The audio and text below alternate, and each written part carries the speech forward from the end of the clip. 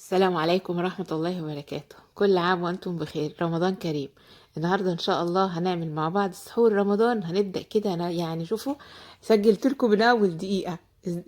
جبنا بتاع ديت حلة ضغط علشان خاطر الفول، عشان الناس اللي بتتعب من الفول. حلة الضغط دي ممتازة جدا للبقوليات، سواء فول، فاصوليا، لوبيا، كل الحاجات دي لما بتعمليها في حلة الضغط ما بتتعبش القولون وبتبقى مريحة. يعني الحلة تعتبر صحية جدا جدا.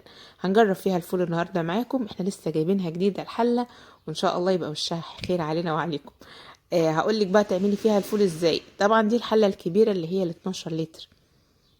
المفروض ان احنا كان في عرض جميل قوي، كان عاجبني 3 حلات مع بعض، 3 حلل يعني، كل واحدة صغيرة ووسط وكبيرة. بس مع الأسف ما لحقناهوش وجبنا الكبيرة دي. كل شيء نصيب، مش مشكلة. عايزه بقى اقولك النهارده هنعمل ازاي فيها الفول مع بعض، وان شاء الله الطريقه تعجبكم جدا. الحله حلوه وبصراحه تستاهل فلوسها يعني، مش غاليه قوي. بالنسبه للغلا اللي احنا فيه دوت تعتبر كويسه. تقريبا جبناها ب1600 جنيه، فتعتبرش غاليه. الحله دي تركي. تعالوا بقى نشوف هنعمل فيها الفول ازاي. الغطا بتاعها بتشيليه بالجنب وبتنزليه برضو بالجنب، يعني بتوربيه كده بالجنب وتدخليه بالراحة، وبعد كده بتشيليه بالجنب وتنزليه بالراحة. بتفتحيها ان انت تخلي العصاية الحمرا دي على الاخر الناحية دي، وتقفليها انها تبقى على الاخر الناحية التانية. ده الفول بقى. اهم حاجة انك تشتري نوعية كويسة من الفول. الفول البلدي الابيض ده، ما تجيبيش الفول الاحمر ولا اي فول تاني. الفول الغامق ما بيبقاش بلدي اصلا. الفول البلدي بتاعنا اللي هو بيبقى مبطط كده ولونه ابيض، ده بيبقى جميل جدا. مش الكبير برضو بتاع النابت، اللي في نفس الشكل ده بيبقى فول كويس يعني. على فكرة في انواع كتيرة قوي قوي من الفول، بيبقى انت وحظك. الفول بقى لازم ننقعه كويس قوي، حوالي ساعتين او 4 ساعات على الاقل. قبل ما نسويه. بعد ما ننقعه بنغسله ونصفيه ونيجي بقى نحطه دلوقتي مع بعض. كمان لازم نغلي له المية، يعني تعملي له مية مغلية قبل ما تحطيه في الحلة علشان يطلع معاكي نتيجة كويسة جدا. تمام كده. اول حاجة بقى هننزل الفول وهننزل عليه شوية اضافات بتديله طعم حلو جدا. من احلى الحاجات اللي لازم نحطها مع الفول الجزر، بيديله لون وطعم مسكر. طبعا الجزر فيه سكريات. كمان الطماطم، طماطمية واحدة او 2 كفاية. بصلاية. الليمون بقى ما ينفعش نحطه بقشره كده لانه بيمرر. الليمون لازم نعصره، بنعصر ليمونة او 2 حسب ما انت عايزة. الليمون معاه بيبقى جميل قوي، يعني بيحافظ على لون الفول، بيخليه ما يسودش. ننزل عليه بالمية المغلية. كمية كبيرة، يعني قد الفول مرتين 3 يعني.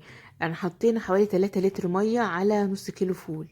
وكمان معلقة كبيرة من الملح. المعلقة الملح دي هتخليك الفول لما يستوي ما يبقاش من جوه دلع، بيبقى ساعات من جوه كده مهما تحطي ملح ما يبقاش معاكي مظبوط. كمان احنا بنحب الحاجة مظبوطة يعني. ومعلقة كبيرة من الخل. معلقة الكركم دي برضو بتديله لون جميل جدا. هنقفل بقى عليه الحلة. بتدخلي الغطا برضو بالجنب كده وتقفليه وتاخديه للناحية التانية للاتجاه العكس خالص. والبتاع الحمرة التانية دي لازم تكون نايمة كده. كده قفلناها خالص. بعد كده بقى بنحطه على نار عالية. هوريهولك دلوقتي. هحطه على نار عالية لما يغلي كده ويطلع بخار. هبدأ اهدي النار خالص، شمعة تحتيه. وهنسيبه حوالي ساعتين 3 لحد لما تحس ان هو فعلا الفول استوى يعني. الحلة مش بتصفر ولا بتعمل اي حاجة الحلة دي. احنا هنسيبه بقى على نار شمعة. عايزة اوريكي البخار لما اول ما بيغلي كده بعرف بقى ان هو كده اهو، شايفة كده بقى هو غلى. قبل ما تفتحيها لازم نرفع نرفع البتاعة اللي هي الحمرة التانية دي عشان نخرج منها البخار قبل ما تفتحيها خالص، بعد ما تطفي عليها لما تكون الحاجة استوت. هو تقريبا اخد حوالي ساعتين، ساعتين ونص في الحلة، او يعني حوالي 3 ساعات اقصى حاجة. هو اصلا المفروض بياخد 6 ساعات على النار العادية. السلام عليكم ورحمة الله وبركاته. كل سنة وانتم طيبين. جعلوا رمضان سعيد عليكم وعلينا يا رب. ان شاء الله بقى نجهز السحور. كل سنة هنعمل سحور ان شاء الله لنا كده مع بعض. السحور اول يوم رمضان. سحور بقى، خليكم معانا بقى لما نشوف ايه اللي هنجهزه تجهيز سحور رمضان. كل سنة وانتم طيبين يا رب. هنا معانا بطاطس اهي، الاول هنقشرها وهنكمل بقيته بقى. كده نسويها ونسويها كده كمان تبقى مسوية. نقطع دي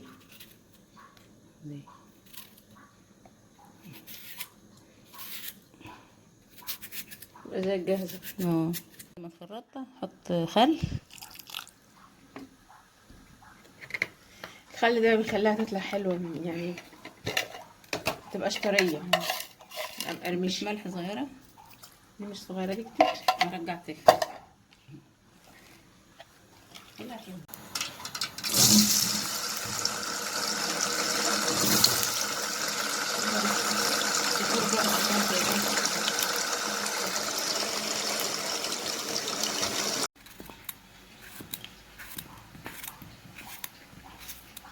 ده بقى في السحور حلو قوي. ده جميل، ما يخليكيش تعطش.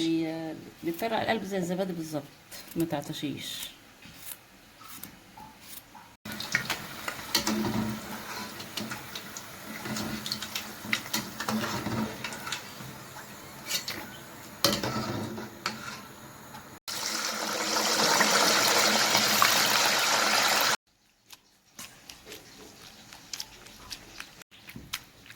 جميل. لو عايزه تعملي في الخلاط تعملي، عايزه تهرسي كده بشوكه بهراسه.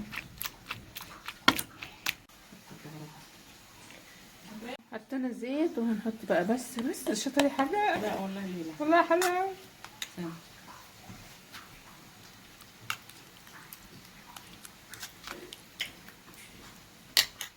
احنا حاطين ملح بسوايه، ما تقعديش تحطي كتير بقى، بيبقى جميل قوي. ما انت حطيتي ملح، ما بتحتاجيش تاني تحطي بقى بس.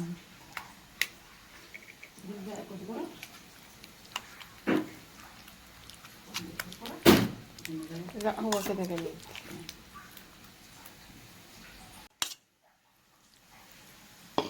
حبة فول عسل.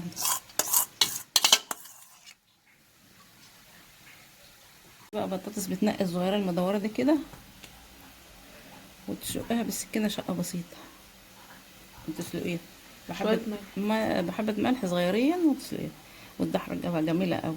عمالة محمرة الوقت، عاملة زي البيض. جميلة طبعا. جميلة. جميلة.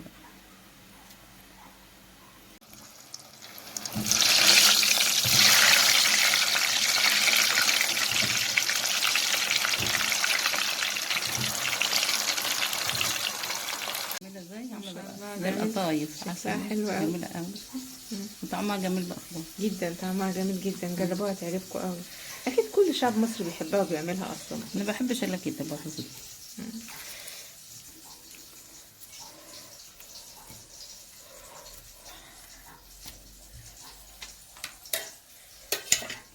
جميل.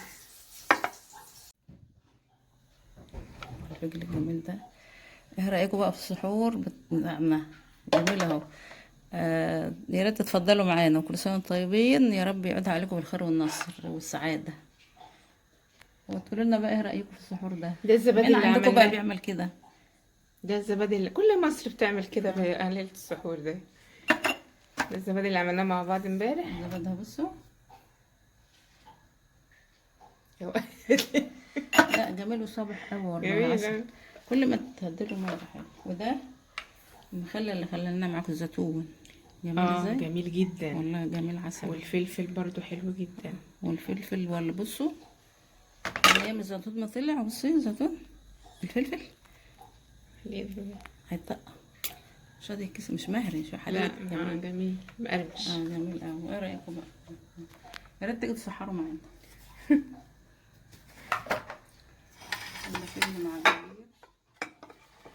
المكان ضيق.